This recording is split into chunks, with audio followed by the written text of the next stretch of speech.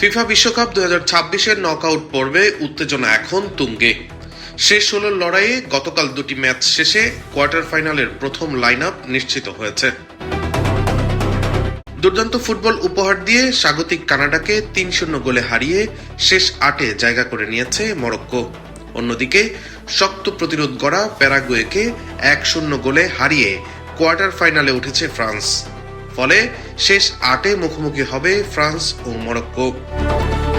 এদিকে আজ মাঠে নামছে 5 বারের বিশ্ব চ্যাম্পিয়ন ব্রাজিল। তাদের প্রতিপক্ষ ইউরোপের শক্তিশালী দল নরওয়ে। দিনের আরেকটি হাই ভোল্টেজ লড়াইয়ে স্বাগতিক মেক্সিকোর বিপক্ষে খেলবে ইংল্যান্ড। এই দুই ম্যাচের বিজয়ীরাই নিশ্চিত করবে কোয়ার্টার ফাইনালের টিকিট। অন্যদিকে বিশ্ব চ্যাম্পিয়ন আর্জেন্টিনাকে ঘিরেও বাড়ছে উত্তেজনা। লিওনেল মেসির দল আগামীকাল শেষ 16 ম্যাচে মুখোমুখি হবে মিশরের। নকআউটের প্রতিটি ধাপেই এখন ভুলের কোনো সুযোগ নেই। তাই শিরোপা ধরে রাখার লক্ষ্যে আর্জেন্টিনার দিকে থাকবে কোটি কোটি ফুটবল প্রেমীর চোখ। বিশ্বকাপের মঞ্চে প্রতিদিনই বদলাচ্ছে সমীকরণ। কে উঠবে শেষ 8-এ আর কার শেষ হবে শিরোপার স্বপ্ন, সেই উত্তর মিলবে মাঠের লড়াইয়েই। ডেস্ক রিপোর্ট, দৈনিক ডেস্টিনি।